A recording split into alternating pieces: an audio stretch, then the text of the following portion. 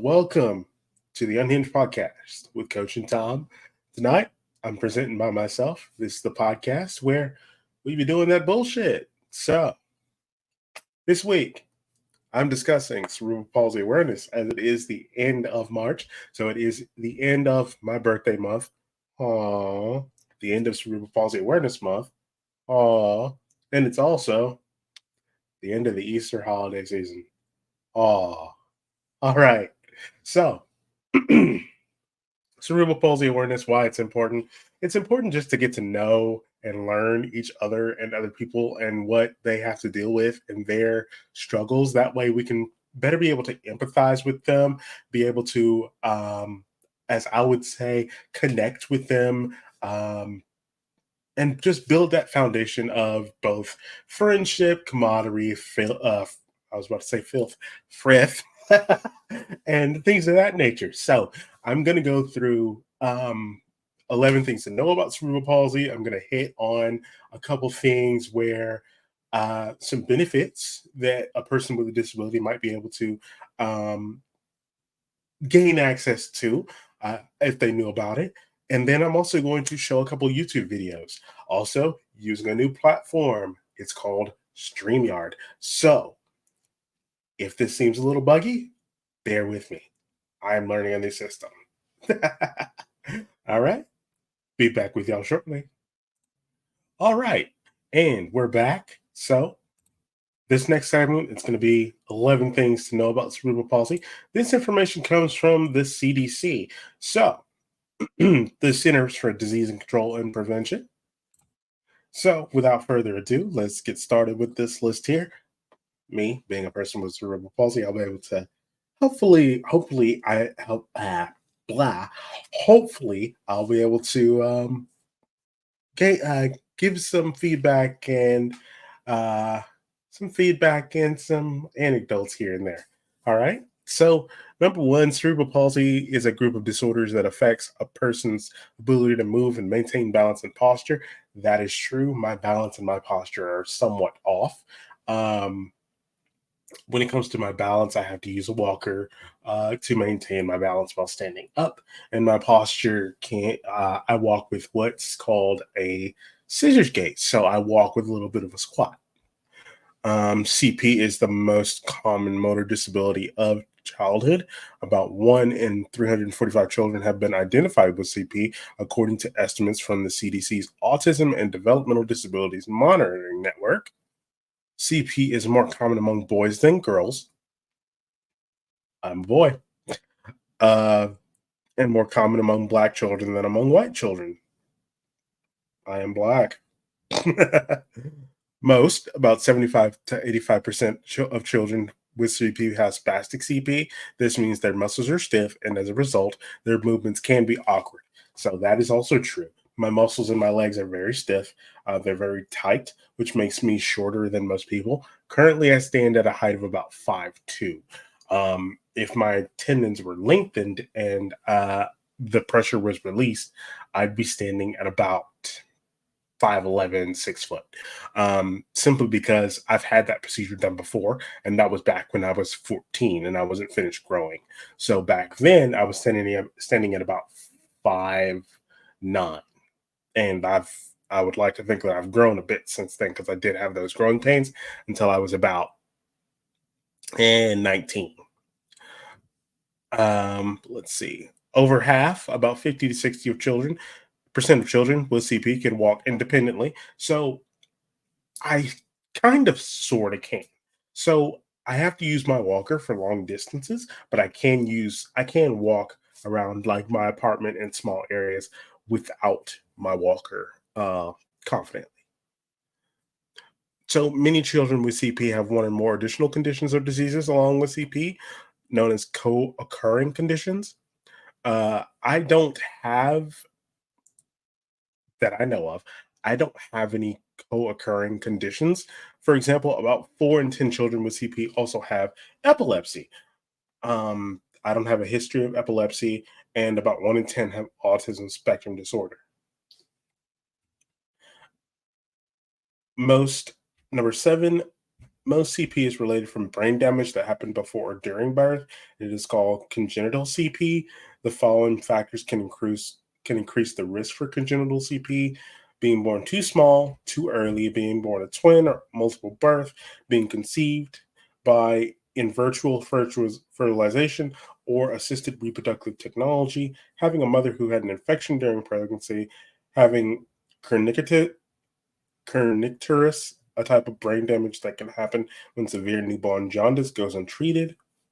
Um, for me, I don't think that really any of that really applies to me, simply because my CP comes from both of my biological parents. I'm adopted, using drugs at the during the pregnancy and at the time of my birth. A small percentage of CP is caused by brain damage that happens more than 28 days after birth. This is called acquired CP. The specific cause of cerebral palsy in children is unknown. Cerebral palsy is typically diagnosed during the first or second year after birth. If a child's symptoms are mild, it is sometimes difficult to make a diagnosis until the child is a few years older. Now, that one I can definitely say is true, because that it took, I want to say, 3 years for the doctors to really figure out what was going on with me. That way, because I wasn't developing correctly. I wasn't crawling when I was supposed to. I wasn't, sitting up and rolling over when I was supposed to. There were a lot of things that I just was not doing on time, and it was actually my what do you call it? My primary care physician who figured it out. With appropriate services and support, children and adults with CP can stay well active and part of the community. So that is also true, because from the age of about 3 till 18, I was in physical therapy, occupational therapy, including summers, one time a week during the school week for each one. And then I also had speech therapy. I was in SPED classes, content mastery, things like that during school. Um, I had to go to SPED classes until I was about third grade, and then I was fully integrated into the, uh, for lack of a better word, general population of students. I still had inclusion, I still had content mastery, I still had therapy that I had to go to. There were still routine doctor visits that I had to go to. So I would miss, 1 or 2 days of school here and there. And then most years, I didn't get to finish out after state testing was done. So in Texas, we do state testing around April. Um, so around the end of April, um, early May, I would disappear for the rest of the school year, and I wouldn't return because I was having further surgeries or therapies or things like that to try and get a little bit more independence. Um, Also, when it mentions that uh, the tightening of the muscles, that can mean more than just the legs. That can mean the arms too. So, for example, my arms can't extend all the way out. So that's about all I can do. I can't extend my arm more than that. And it's not that it hurts, it's just that it locks right there. So I can't really go any further than that. Um, and that one can go a little bit farther than that. Also, awesome tattoo on this arm. Oh my god, this looks so good in the camera. I seriously got to get my arm finished. Okay, enough. I'm thinking about that tattoo way too much. Um, but like I said, we can continue to live normal lives. So as you can see, tattoo all the way down. I have some friends who have full tattoos all over their arms who have CP.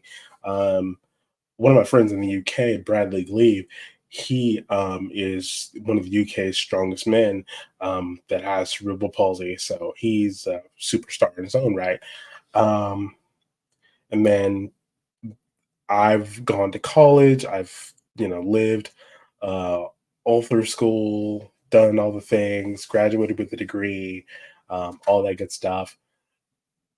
Have the best friends in the world, the best co-host in the world. I miss him. I can't wait to see him. Um, yeah. So that's 11 things. Let's see, what else do we have here?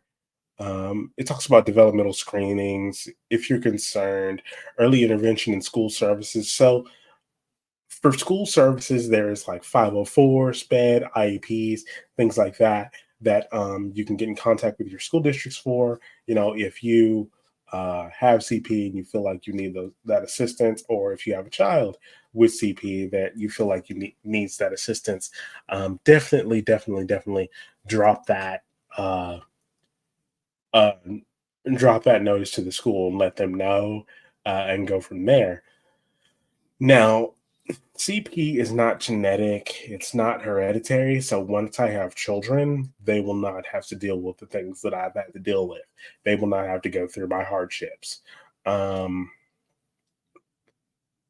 but for the most part, we can drive, we can do anything that most other people can do. There's no reason why we can't. Now, there are some who have it worse than I do. Um, my condition will not get worse. It's not like multiple sclerosis where um, it can progress and get worse. Pretty much mine is stationary at this point. So at this point in my life, it's not really going to increase. It's just going to stop. And I'm just going to have to work with what I have. Now, it is going to get harder and harder for me to walk around and move. So that's where it comes in that, I have help now and again, because even though I'm very, very hard headed and resistant to asking for help, I'd rather go without. Um, Eventually, I am going to, have to call on help every now and then for assistance cleaning or food or whatever it might be. But until that day, still gonna go strong on my own. So let's see. I'll link this information in the description of the video once it's posted, and you'll be able to read all the same information that I'm reading currently from the CDC. So hang tight. I'll be right back with a little bit more. Up next, we got some park pass information that I think you'll find very interesting. Hold tight. Be right back. All right, and we're back. So now we have park passes, national park passes. Did you guys know that if you have a physical disability or a disability that can be signed off on by a medical professional, that you will be able to gain a pass for national parks and federal recreation lands across the United States? So if you So I'm going to read this, but I'm also going to link it down below. Down below. Now, if you look at this banner, if you look at the banner that's on the screen, it also has the link. But just for you to know, America the Beautiful, the National Parks and Federal Recreational Lands Access Pass. What is this pass? The Interagency Access Pass is part of the America the Beautiful, the National Parks and Federal Recreation Lands Pass series, and is available free for U.S. citizens or permanent residents with permanent disabilities. So this pass is actually free. There is no cost. Who's eligible? It may be issued to U.S. citizens or permanent residents of any age that have been medically determined to have a permanent disability. Does not have to be 100% disability. So if you're a veteran and you have a disability rating of less than 100%, you could be eligible for this pass. That severely limits one or more major activities. What documentation is needed? Along with a valid photo ID such as a U.S. passport, driver's license, or state issued ID, applicants must provide documentation of permanent disability with one of the following: a statement by a licensed physician. Statement must include that the individual has a permanent disability that limits one or more aspects of their daily life and the nature of those limitations. A document issued by a federal agency such as the Veterans Administration, Social Security Disability Income, or Supplemental Security Income. A document issued by a state agency such as vocational rehab. So for most people, you would go to your primary care physician and they will be able to write you a statement that states that you have a permanent disability.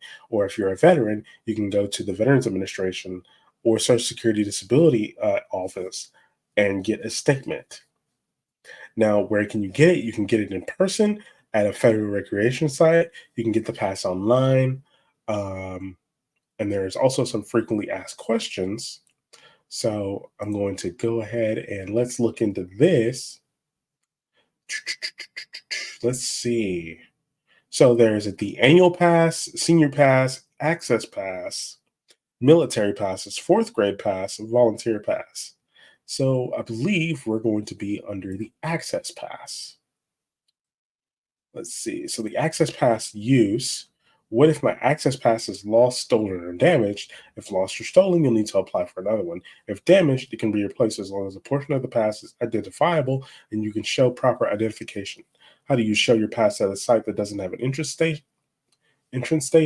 At federal recreation sites that don't have entrance stations, you'll need to display your pass or show proof of pass ownership to compliance officers via one of the two methods: hang tags, a pass that can either be on your rearview mirror using a free hang tag or on your dashboard with the signature side showing. Remember, the hang tag itself is the only way to display your pass. It is not valid for entrance unless it holds a valid pass. Decals: if you own open-topped vehicles, Jeep, motorcycles, you may obtain a free decal to attach to your vehicle that will serve as proof of payment at sites that don't have staffed entrance stations. Decals are issued on an annual basis, even for owners of lifetime senior/access passes. Decals are not valid for entrance at staffed entrance sites. You must show your pass. Decals must be obtained in person, and you must show the following: your pass, driver's license, and vehicle registration. The name on all three documents must match. All sites that issue passes must issue free hang tags. So, say for example, your family is traveling in two cars. Will one access pass let you all into the site?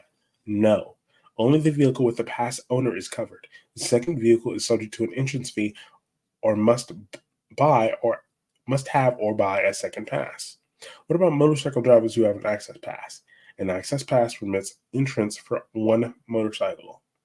Can I use my access pass at state parks or local cities, county recreation sites? No.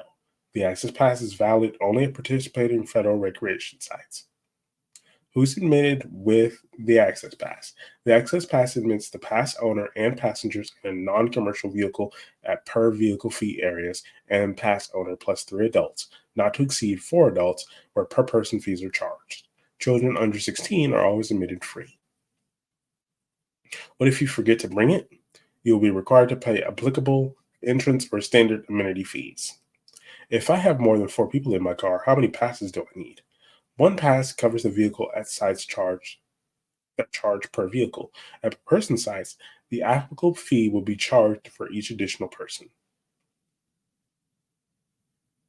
So it looks like there's a lot of good information here about the pass program. So I'm definitely going to uh, link the website for this because this is some good stuff for you guys to have, read, and just have in your back pockets, just in case you want to go out and have some fun with your families.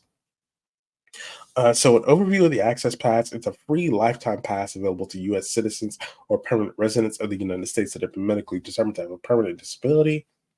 That provides admittance to more than 2,000 recreational sites managed by six federal agencies.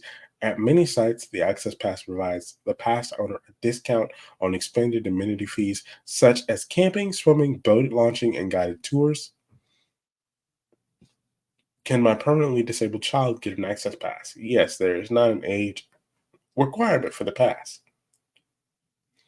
How do you prove you're permanently disabled? Some examples of acceptable documentation include statement by a licensed physician. Statement must include that the individual has a permanent disability, that it limits one or more aspects of their daily life, and the nature of those limitations. Documents issued by a federal agency, such as the VA, Social Security Disability Income, or Supplemental Security Income. Document issued by a state agency, such as a vocational rehabilitation rehabilitation agency. Now, something that will not work. Now, some things that will not work. Let's see. Your handicap parking permit, if you have the blue parking permit, that actually will not work. So I'm definitely going to link this because this is some good information for everyone to have. Uh, just in case you, like I said before, if you wanted to get out and, explore nature and explore the world, this is a good opportunity for you. All right. So let's see some other things. So I don't know if anybody knew, but for things like Universal Studios and um, the big recreational parks that exist around the world, as a person with a disability, you might be entitled to some things to help you with accessibility and staying out of these long lines. So before you take a trip to like Universal, Six Flags, anything like that, make sure you're checking those websites and seeing if there's anything you can do to lessen that burden on yourselves and your families. You never know. See if there's anything that can help you with those kinds of things, because the less you have to stand in line, the better. So, college with a disability. I talked about how I went to college and I did all the things. Um, so how does that go exactly? Well, first thing, start with your paperwork from high school. Gather all copies of the documentation and keep it handy. Go over the documentation, look through it, see what accommodations you had, and mark those. Keep those in mind. Keep the things that you remember in mind as well, because that way, that's one of the first things that when you get to the college, they're going to ask you what worked in high school and what didn't. You're going to want to be able to answer that question because that starts the conversation for college accommodations. In college, they accommodate you. In high school, it's a modification. In college, we don't. They typically don't do. We typically don't have modifications. We have accommodations. Um, so that tends to be the way that they make sure that we get equal access and equal success to everything on the college campus may have to offer. Let's see. So for for most everything else, you do the same things. You work on your college applications in junior and senior year. You apply just like everyone else. Academic achievement counts. Now, there may be some scholarships for students with disabilities, but you just may want to look at the school and see what their scholarships have to offer for you. Um, there, you also want to make sure that you're going to the school of your choice that has the program that you need, and also is uh, that you're able to get around that college, that school without any troubles. Uh, so tour as many campuses as you can, probably starting around your sophomore year. If you're thinking about college, start around your sophomore and junior year, going on college tours, college visits, things like that. Making sure that you're touring these colleges, asking the right questions, seeing where all the accessibility options are, making sure all the door buttons work, making sure that things are not broken. And if you do run across things that are broken, that aren't working, make sure you bring it to someone's attention. Someone should be fixing those, looking at those, making sure that they're working. And if there's not, then make sure you bring it to the closest person that you can find. All right. So and then the next thing, start thinking about your financial aid, um, applying for FAFSA, doing the FAFSA application, um, making sure you have your tuition and fee waivers in line, if you have those, scholarships in line, things of that nature. Consider college programs designated for students with special needs. So make sure you're looking at the right programs at the right colleges. Tell colleges about your disabilities. Colleges work on self identification. So if you are a college student, you have to be the one to walk into your college and let the college know that you are disabled. You have to let the college disabilities office know. That way, they can start the process for you to make sure that you get your accommodations all set up and in place. How to transition to college life with cerebral palsy. Once you've taken the significant steps of preparing for and getting accepted into a college program, it's time to face the big transition.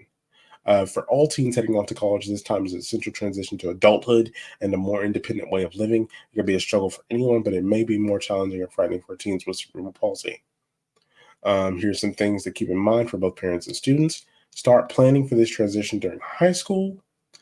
Parents also have an important role in guiding this transition and being able to let go of control a little bit at a time. So start taking more responsibilities um, of things in your daily life, like taking medication, making sure your chores get done, washing clothes, washing dishes, things of that nature. Once at college, a young adult with cerebral palsy faces a new and exciting world. Getting involved in student groups is a smart way to smooth this transition into this new world. Getting involved is a great way to kind of mitigate the pressures because everyone's new, everyone's kind of going through this thing together. And they're just trying to figure this college thing out. So making friends at your local college as soon as you're able um, definitely helps. If there's a group on campus for disabled students to gather and support each other, that can be a great resource. Start at your college's disabilities office and work from there. All right. So that's definitely some good information. I'm also going to link this. You guys are going to get a lot of links out of me because I got a good bit of information for you so that you can make sure that you succeed on every level. Traveling with a disability. So, if you've never traveled before, I've done this a few times. Flying with a disability is actually a lot more fun than you would think. So, I've flown with Southwest personally, Southwest Airlines. If you want to, yeah, if you want to support the podcast, please, loyal Southwest flyer right here. Um, no, but the Air Carrier Access Act is a law that makes it illegal for airlines to discriminate against passengers because of their disability. The Department of Transportation is responsible for enforcing the ACAA, which applies to all flights to, from, or within the United States. To learn more about the ACAA and its requirements, you would look at the ACAA webpage. Airlines are also required to provide passengers with disabilities many types of assistance, including wheelchair or other guided assistance to board, deplane, or connect to another flight, sending accommodation assistance that meets passenger disability related needs, and assistance with loading and stowing of assisted devices. So, most times when I travel, my wheelchair will go under the plane. Um, and my walker will also go under the plane. They will help me to and from my gate, on and off the jet bridge, and things like that. Um, there are, I haven't really ever had a problem at an airline with a disability. They're often very accommodating and very helpful with helping me get my bags taken care of and everything like that. Um, So if you ever need to travel with a disability, honestly, Southwest is the way to go because they are just all over the board the best when it comes to helping individuals with disabilities getting to and from their planes. All right. So next, what we got going on is a friend of mine that I always watch his videos when it comes to learning about cerebral palsy and things about it, things to know about it, to things to do, not to do, all things like that. Um, I always watch him. So I want to go ahead and show you guys this video with Zach Anner, top 10 things I wish people knew about cerebral palsy. So I'm going to share. So I'm going to share, and then I'm going to let you guys enjoy the show. All right.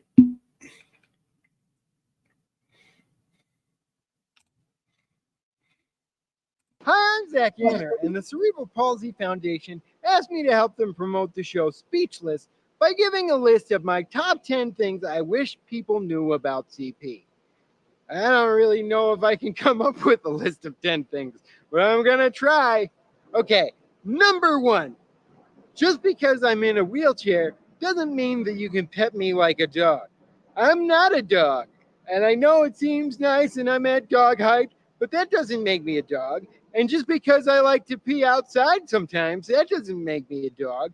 And just because I won the Westminster Dog Show last year doesn't mean, oh my God, am I a dog? Number two, I think it's pronounced cerebral palsy. I don't know if cerebral is a word. Number three, it is hard for people with cerebral palsy to make lists with their fingers, so I'm going to stop doing it. Number four, if you ask me what's wrong with my legs, the real answer to that is nothing. I have brain damage, so that's a little bit more exciting. Cerebral palsy isn't like, oh, that means your legs don't work. Some people with cerebral palsy are walking around just fine. Number five, just because I have cerebral palsy doesn't mean I'm inherently inspiring. I'm inspiring because I'm an author, a YouTuber, and I have the biceps of a Greek god. Number six, even though I have cerebral palsy, I still consider myself incredibly lucky. I have a great career. I have wonderful friends, and somehow I've managed to make a living while not getting up before noon most days. Number seven, just because your grandson has cerebral palsy doesn't mean I know him, Ethel. I mean, we don't even live in the same state. Number eight, yes, I'm going to need some help with some stuff sometimes, but just talk to me like I'm a normal 31-year-old guy who's spilled a carton of chocolate milk on himself. Number nine, you are welcome to pray for me if you want, but I feel like having cerebral palsy is part of the reason I'm supposed to be here and one of the tools that I can use to help people be a little bit more compassionate and open to people with differences. So it's just, I'm working with what I got there. And number 10, and most importantly, almost everything I've said is subjective, and you should just talk to more people with CP and see what they feel about it. Because I'm not a spokesman for all people with CP. People with CP are as diverse as all of humanity. So just go out there, have a conversation, and do what you can to educate yourself. So that's about as good a list as I can come up with on the fly, and I hope you learned something today. Or nothing. I don't really care. But remember to subscribe to the Cerebral Palsy Foundation and check out ABC Speechless premiering September 21st. I think it's at 8:30, but I don't know for sure. And if you want to check out the pilot, it's in the description there. All right, see you next time. Happy learning. So that's 10 things with the guy, Zach Anner. There's also another one out there that I wanted to share with you guys. I wanted to see if I could find it. Ooh, I found it. Okay, so let's see if I can get this one to work. Let's see here. And the Cerebral Palsy Foundation asked me for 10 more things I wish people knew about CP.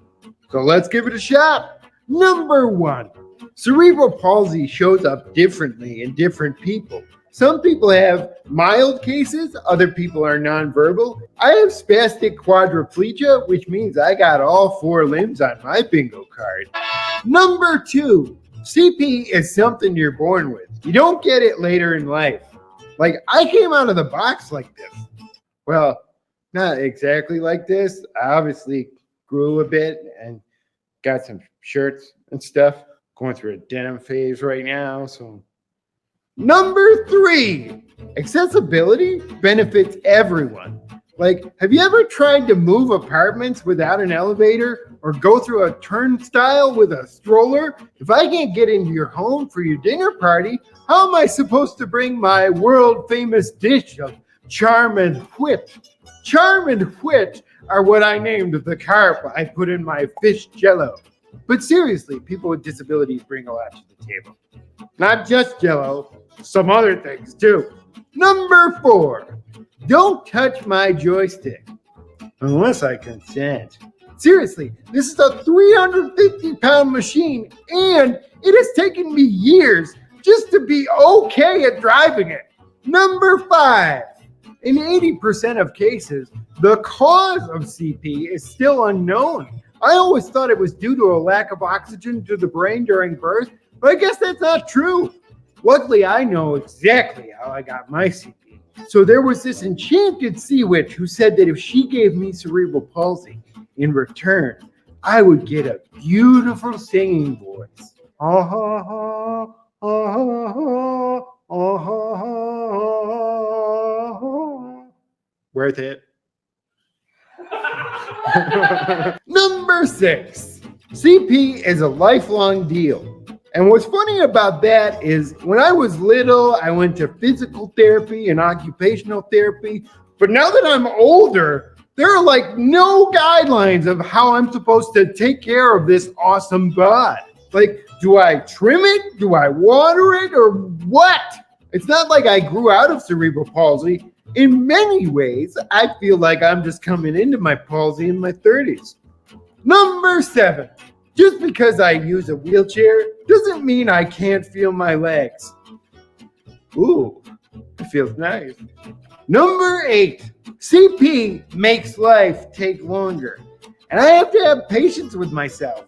Like if I'm late for work, it's either because I've gotten stuck coming out of the bathtub, or the accessible cab I've ordered has shown up 3 hours late with no given reason, or I've run over myself with my own chair.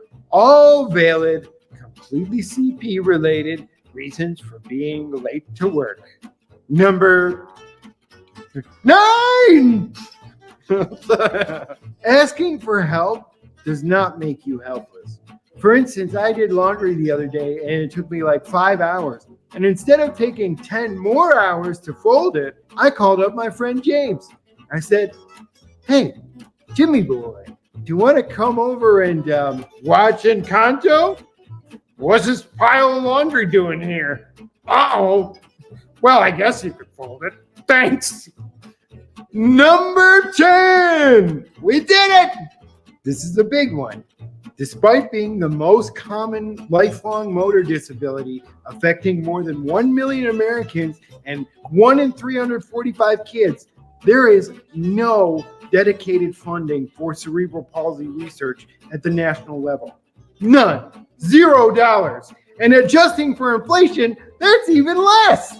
To learn more about how you can help advocate for cerebral palsy research funding, visit www.gogreenforcp.org. God, if they ask me for 10 more things, I'm fresh out. So yeah, that was 10 more things with Zach Anner. His videos are always funny.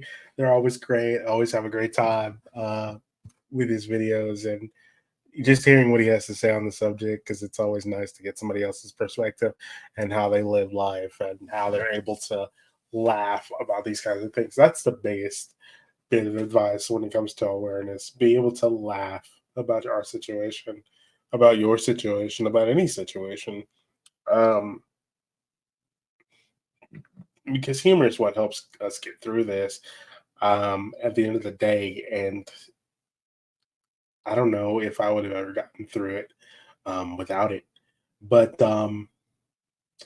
yeah, I pretty much, as far as cerebral palsy awareness goes and disability awareness overall, I think that's about all I have for you guys. So I know this was a short one. I know it wasn't very long, but there's a lot of information packed into this one. If there's any questions, feel free to drop questions in the comments, in the comments or anywhere. And hopefully I'll see you again soon. Bye.